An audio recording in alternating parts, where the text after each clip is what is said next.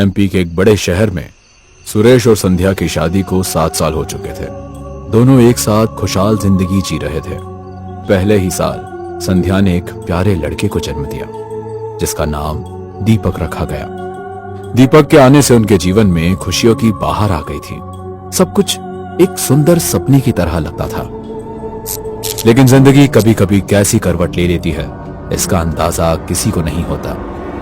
एक दिन एक भयानक सड़क दुर्घटना में उनका बेटा दीपक, जो अभी सिर्फ 6 साल का था, उसका देहांत हो गया। दीपक की मौत के बाद उसके पिता ने तो खुद को किसी तरह संभाल लिया, लेकिन संध्या के लिए यह दुख बर्दाश्त करना बहुत मुश्किल था। उसका दिल इस बात को मानता ही नहीं था कि दीपक अब इस दुनिया में नहीं है।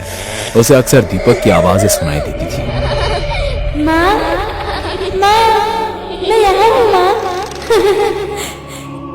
हाँ, कहाँ हो बेटा? दीपक।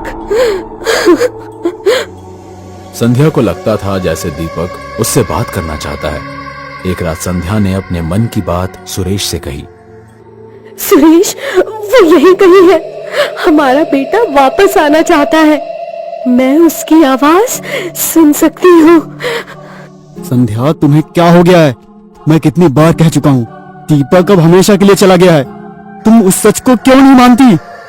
संध्या की इस हालत को देखकर सुरेश को उसकी चिंता होने लगती है। वो अपने बेटे को तो पहले ही खो चुका था, अब अपनी पत्नी को भी खोना नहीं चाहता था। तभी वो संध्या को साइकियाट्रिस्ट के पास चलने को कहता है, लेकिन संध्या उस बात पर गुस्से से कहती है, मैं पागल नहीं हूँ। मैंने सच में दीपक की आवाज सुनी है। वो रोज मुझसे बात करता है। माँ! देखो, उसने फिर से मुझे पुकारा। संध्या के बदलते व्यवहार से परेशान सुरेश बेचैन हो जाता है। उधर संध्या दीपक के लिए इतनी बेचैन हो गई थी कि अपने बेटे को वापस लाने के लिए कुछ भी करने को तैयार थी। संध्या ने एक अघोरी का पता लगाया जो एक पुराने खंडहर में रहता था। उसे लोग शंकरा अघोरी के नाम से जानते थे, जिसे तंत्र मंत्र की शक्तियां प्राप्त थी। क्यों आई हो यहाँ? बाबा, मुझे मेरा बेटा चाहिए। मैं उसके बिना नहीं जी सकती। उसकी आवाज, हरकत मेरे कानों में गूंजती रहती है बाबा। मृत्यु के पश्चात पाप पुण्य का हिसाब होने तक एक आत्मा कुछ दिन तक अंधेर नगरी में भटकती रहती है। तुम्हारे बेटे की रूह भी वहीं कहीं भटक रही है। वो वापस आना चाहती है और इसलिए वो तुम्हें संकेत दे रही है। तुम्हें तुम्हारा बेटा फिर मिल जाएगा, पर ये इतना आसान नहीं है। चाहे कितना कठिन रास्ता हो, चाहे जितनी भी बड़ी कीमत हो, मैं देने के लिए तैयार हूँ। मुझे बस मेरा बेटा, मेरा दीपक वापस चाहिए। शंकरा संध्या के पास आकर उसके कान में कुछ कहता है, जिसे सुनकर संध्या हैरत में पड़ जाती है। बाबा, मैं तैयार हूँ। आप तैयारी कीजिए। अपने बेटे के लिए मैं कुछ भी कर सकती हूँ। संध्या घर जाकर अघोरी की बात अपने पति सुरेश से बताती है। अघोरी ने कहा है कि पूजा के बाद दीपक वापस आ जाएगा। ये काम तभी सफल होगा जब हम दोनों उस पूजा में साथ बैठेंगे। तुम्हारा दिमाग खराब हो गया संध्या। कितनी बार कहा है कि दीपक अब कभी वापस नहीं आएगा। दीपक मेरा भी बेटा था।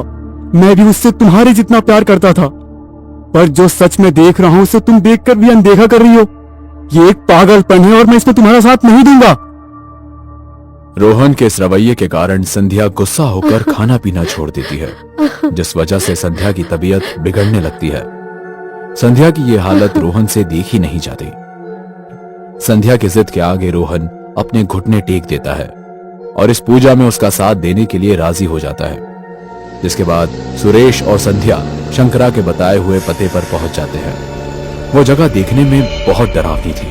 आसपास कुछ ही पेड़ थे, पर वो भी सूखे हुए, बेजान और बंजर थे। उस गांव में इंसान तो दूर, कोई जानवर या पंछी का भी नामो निशान नहीं था। पर तभी अचानक एक बूढ़ा आदमी उनके पास आते हुए दिखाई देता है।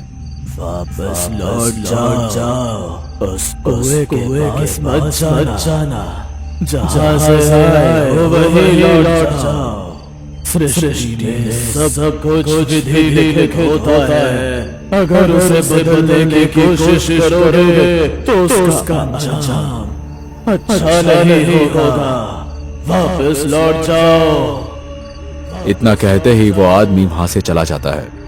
उस इंसान की बातों को अनसुना कर संध्या सुरेश को एक कुएं के पास ले जाती है जो बेहद खतरनाक नजर आ रहा था। कुएं के पास अघोरी पहले से ही हवन की सारी तैयारियां करके बैठा था। इन दोनों के आते ही वो उनको जलते हुए हवन के सामने बैठने के लिए कहता है और उसी के साथ अघोरी मंत्रों का जाप शुरू करता है। मंत्र उच्चार होते ही हवाएं तेज हो जाती है और दूर कहीं से जंगली जानवरों के चीखने और रोने की आवाजें सुनाई देने लगती है। कुछ ही पल में कुएं से अनेक चीखें सुनाई देने लगती है। चीखें इतनी डरावनी थी कि उन्हें सुनकर संध्या और सुरेश की रूह कांप जाती है। तभी कुएं में से दो आत्माएं दीपक की रूह को लेकर बाहर आती है। दीपक को सामने देख संध्या खुश हो जाती है, पर सुरेश देखता है कि दीपक कुछ बदला बदला सा लग रहा है। वह पहले की तरह मासूम बच्चा नहीं लग रहा था। माँ देखो मैं वापस आ गया। माँ मुझे यहाँ से ले चलो, मुझे तुम्हारे साथ रहना है। हाँ बेटा मैं तुम्हें लेने आई हूँ। संध्या खुशी से दीपक की तरफ बढ़ती है, तब रोहन उसे रोक देता है। संध्या, ये हमारा दीपक नहीं है, ये कोई और ही है। मुझे कुछ ठीक नहीं लग रहा, चलो यहाँ से। नहीं, ये मेरा बेटा दीपक ही है। मेरे पास आओ बेटा।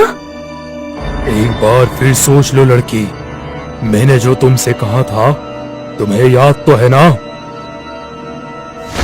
तुम दीपक से जितना प्यार करती हो उतना ही जिस किसी और व्यक्ति से करती हो उसकी आहुति दे देनी होगी।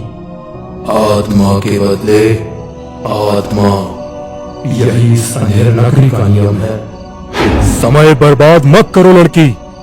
शंकरा की बात सुनते ही संध्या रोहन को रूहों के पास धकेल देती है। संध्या! रोहन समझ जाता है कि संध्या ने दीपक के बदले उसका सौदा किया था। तुम्हारे बिना मैं जी नहीं सकती, लेकिन दीपक के बिना मैं मर जाऊंगी। मुझे माफ करना रोहन। सुरेश नम आंखों से संध्या की तरफ देखता रहा। उसके बाद वे आत्माएं सुरेश को खींचकर कुएं के अंदर चली जाती है। संध्या दीपक को घर लेकर आती है, पर वो देखती है कि दीपक थोड़ा बदला हुआ सा नजर आ रहा है। दीपक का 6 साल की उम्र में बड़ों जैसा बर्ताव, संध्या को यह बात थोड़ी अजीब लगती है। लेकिन दीपक के वापस आने से वो इतनी खुश थी कि उसकी हर अजीब बात को नजरअंदाज कर देती है। एक रात संध्या पानी पीने के लिए उठती और जैसे ही डाइनिंग रूम में आई तो उसे फर्श पर खून के दाग दिखाई देते हैं। संध्या डरते डरते आगे बढ़ी तो उसने एक कोने में दीपक को बैठे हुए पाया। दीपक, बेटा दीपक। संध्या ने उसे देखकर आवाज लगाई, पर दीपक कोई जवाब नहीं देता। जब संध्या उसके एकदम करीब गई तो उसने देखा दीपक उनके घर के पालतू कुत्ते को बुरी तरह से टुकड़ों में काट काट कर खा रहा होता है। दीपक का खून से सना हुआ चेहरा नजर आता है और वो संध्या की तरफ देखकर कहता है, मुझे और मांस चाहिए। संध्या ये देखकर तुरंत समझ जाती है कि उसे एक बहुत बड़ी गलती हो गई है। जिसे वो वापस लेकर आई है वो उसका बेटा दीपक नहीं बल्कि कोई और ही है। हेलो दोस्तों, अगर आपको ये वीडियो पसंद आई हो तो इसे लाइक और शेयर करें। ऐसी ही वीडियोस देखने के लिए हमारे इस चैनल को सब्सक्राइब करें। तो मिलते हैं अगली वीडियो में, तब तक के लिए नमस्कार।